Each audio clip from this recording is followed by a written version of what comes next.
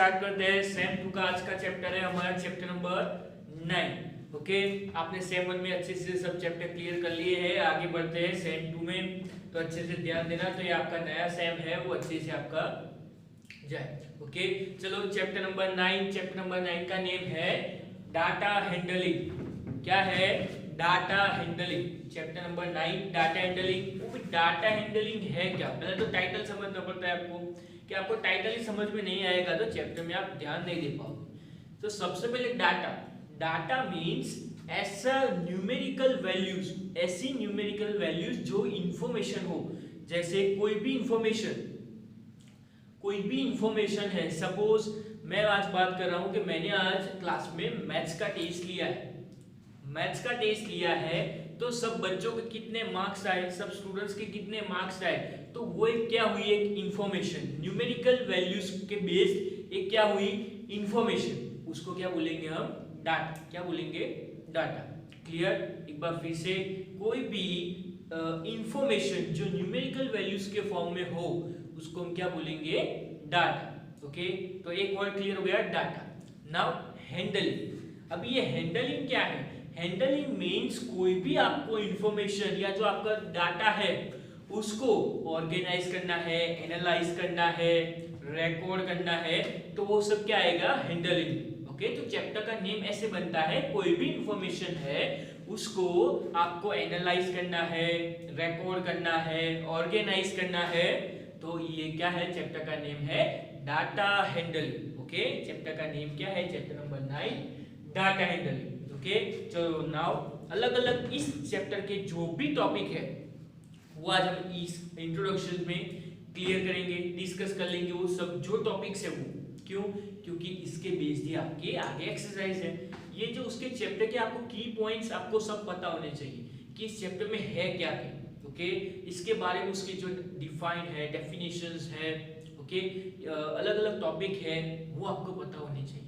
Okay, तो ही आप आगे एक्सरसाइज कर पाओगे। ओके, चलो आज का फर्स्ट टॉपिक है डाटा हैंडलिंग का फर्स्ट, डाटा। अभी डाटा क्या है? अभी मैंने आपको समझाया, data means the information, the collection of information. कोई भी इंफॉर्मेशन आपने ली है, कौन सा फॉर्म में? न्यूमेरिकल वैल्यूज के जो फॉर्म में है वो क्या है? एक डाटा है। Okay, clear? एक बार फिर से मैं ले लेता हूं, the collection of information in the numerical values is called data. Okay, clear? Now अभी डाटा है उसको मेरे को, अभी मैंने आपको समझाया क्या है डाटा हैंडलिंग। अभी डाटा को अलग अलग हैंडल करना है तो उसको दो टाइप से आप हैंडलिंग कर सकते हो। फर्स्ट है रिकॉर्डिंग डेटा। कोई भी डेटा है, डाटा, उसको आपको क्या करना है? रिकॉर्ड करना है। Okay, recording data. तो अभी आपको डाटा को रिकॉर्डिंग करना है तो आप कैसे कर सकते हो? तो यहाँ पे मैंने आपको अच्छे से एग्जांपल से समझाया। देखो, mister Gupta needs information from the students to be able to plan coaching for them. तो जो मिस्टर गुप्ता है वो क्या कर रहे हैं? कोचिंग के लिए बच्चों को एक प्लान समझा रहे हैं। देखो, mister Gupta needs information from the students to be able to plan coaching for them. वो आप बच्चों के लिए, जो स्टूडेंट्स है उसके लिए कोचिंग का प्लान कर रहे हैं, बट वो स्टूडेंट्स के बारे में इंफॉर्मेशन लेना चाहते हैं कि किसको उसमें अटेंड करना है, कोई आएगा कि नहीं आएगा वो कोचिंग में। The data putting the necessary information together is called recording data। तो ये जो सब हमने डेटा लिया, वो जो रिकॉर्ड किया कि आज सपोज 50 स्टूडेंट्स है, उसमें से 1 बाय 1 मैंने लिया कि कौन कोचिंग में आएगा, कौन कोचिंग में नहीं आएगा। तो ये जो सब अलग अलग डेटा है उसको मैं एक तरीके से रिकॉर्ड करूंगा कि सपोज श्रेय नाम का लड़का है तो श्रेय आएगा, देन विधि नहीं आएगी। तो ये जो सब डेटा है उसको मैं क्या करूंगा? रिकॉर्ड। ओके, ये जो सब डाटा है उसको मैं क्या करूंगा? रिकॉर्ड करूंगा। Okay, clear? Now next one is organising data. Organising data means कोई भी सपोज आपको इंफॉर्मेशन दी है उसको अच्छे से ऑर्गेनाइज करना है। देखो, raw data is difficult to read. अभी ये रॉ डेटा क्या है? रॉ डेटा मींस ऐसी इंफॉर्मेशन जो आपको डायरेक्ट कोई सोर्सेज से नहीं मिलती है, डायरेक्ट आप वो इंफॉर्मेशन कलेक्ट करते हो। ओके, रॉ डाटा मींस वो ऐसी इंफॉर्मेशन जो आप कलेक्ट करते हो खुद। ओके, तो उसको क्या बोलेंगे? Raw data. Okay, raw data is difficult to read. तो रॉ डाटा है, कोई भी इंफॉर्मेशन आपके पास है, आप बहुत सारी इंफॉर्मेशन आ गई, तो वो डाटा जो है वो आपको समझने में या वो आपको डिफिकल्ट होगा। Okay, raw data is difficult to read, so we have to organize it in a such a way so that we can use it in a need. Okay, तो यहाँ पे क्या है, कोई भी आपको जो डाटा है, रॉ डाटा है, जो आपने इंफॉर्मेशन कलेक्ट की है, वो आपको अच्छे से समझ में नहीं आ रही है, वो आप रीड नहीं कर पा रहे अच्छे से, तो उसको आपको क्या करना पड़ेगा, ऑर्गेनाइज करना पड़ेगा, जिससे आप वो जो डाटा है, जो इंफॉर्मेशन है, वो आप अच्छे से उसको रीड कर पाओ और आगे अप्लाई कर पाओ। ओके, तो ऑर्गेनाइजिंग डाटा मींस ऐसा डाटा जो आपको अच्छे से समझ में नहीं आता हो, रॉ डाटा है वो बहुत सारे कलेक्शन है उसका, तो वो आप अच्छे से रीड नहीं कर पाते हो, ऐसा डाटा है, तो उसको आपको क्या करना पड़ेगा, ऑर्गेनाइज करना पड़ेगा। ओके, तो ये क्या है, ऑर्गेनाइजिंग डाटा। अभी ऑर्गेनाइज करना है, तो ऑर्गेनाइज करने के लिए दो मेथड है। ओके, आप सिंपल वे से भी ऑर्गेनाइज कर सकते हो, और सेकंड ऑप्शन है टेबुलर फॉर्म। ओके, जो भी इंफॉर्मेशन है, डाटा है, उसको आपको रिप्रेजेंट करना है, उसको अच्छे से आपको समझना है, तो वो आप दो टाइप से कर सकते हो। ओके, चलो देखते हैं कैसे। Data can be organised in tabular form. आप सिंपल वे से तो कर सकते हो, अभी टेबुलर फॉर्म से कैसे करना है वो मैं दिखाता हूं। तो टेबुलर फॉर्म से तो कैसे, तो टेबुलर फॉर्म में ही दो मेथड है, टेबुलर फॉर्म में भी दो मेथड है। उसमें से देखो, data is represented in a tabular form using frequency distribution. Frequency distribute कर देनी है कि अलग अलग इंफॉर्मेशन है, उसकी फ्रीक्वेंसी, तो अलग अलग उसके पार्ट कर दो, फ्रीक्वेंसी डिस्ट्रीब्यूशन, वो आगे आएगा तो मैं आपको डिटेल में समझाऊंगा। एंड द टेलीमार्क्स, तो आज हम पढ़ेंगे टेलीमार्क्स के बारे में भी आगे। ओके, तो टेलीमार्क्स है, दो मेथड है, फ्रीक्वेंसी डिस्ट्रीब्यूशन एंड टेलीमार्क्स। अभी ये दो है क्या, उसके यूज क्या है, कैसे उसको अप्लाई करना है वो देख लेते हैं।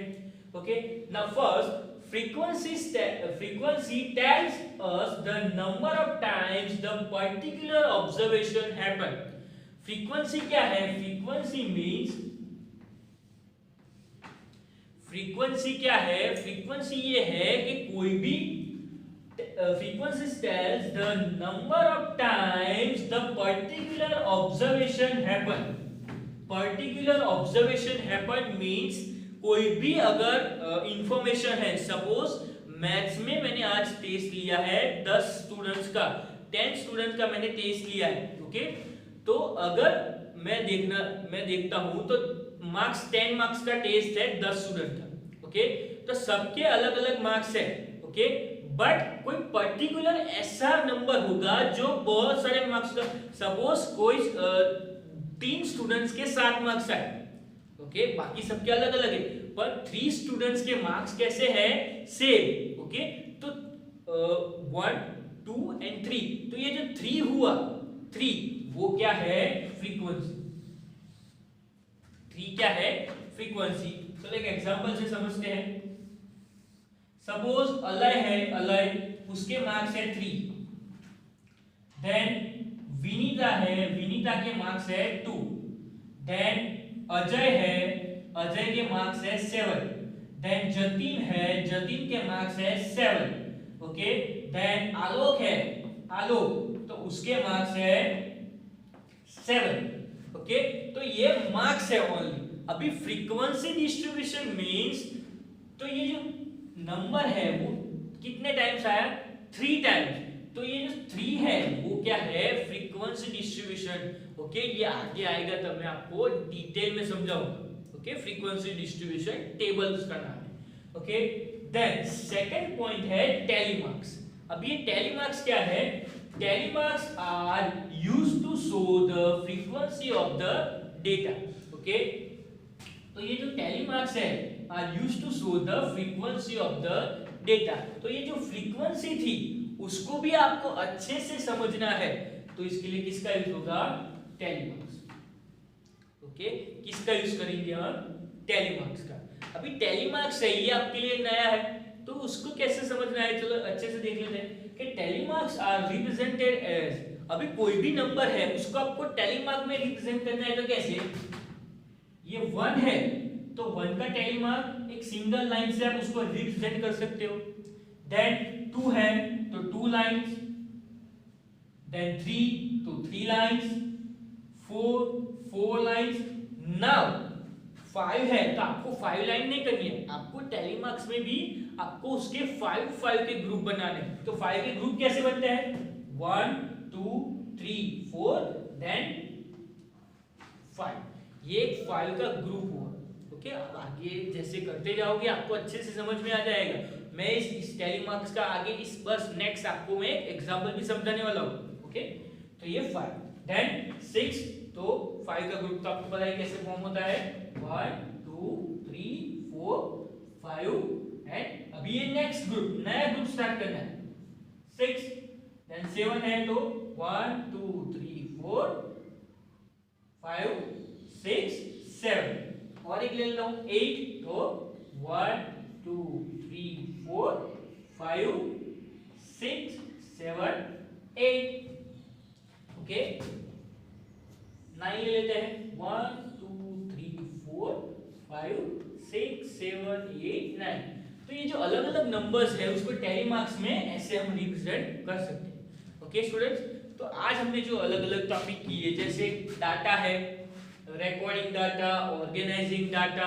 अब ये जो ऑर्गेनाइजिंग डाटा है तो डाटा को आप दो टाइप से ऑर्गेनाइज कर सकते हो, frequency distribution table and tally marks. Okay students, तो ये सब आपको अच्छे से ध्यान देना है, आगे चैप्टर में ध्यान देना डाटा हैंडलिंग में, तो आपको अच्छे से सब समझ में आ जाएगा। ओके, और इसके बारे में मैं आपको नेक्स्ट एग्जांपल दे दूंगा कि टैली मार्क्स का डेली यूज क्या है, आपको समझ में आ जाएगा कि टैली मार्क्स है क्या। ओके, एक अच्छे से एग्जांपल से भी हम उसके आगे समझेंगे। ओके, तो आज जो भी हमने आज किया वो आपको अच्छे से आपकी नोटबुक में नोट डाउन कर लेना है, और अच्छे हैंडराइटिंग में। ओके, आपके हैंडराइटिंग अच्छे होने चाहिए, क्योंकि तो ही आप अच्छे से सब समझ पाओगे। ओके, तब तक के लिए गुड बाय, टेक केयर।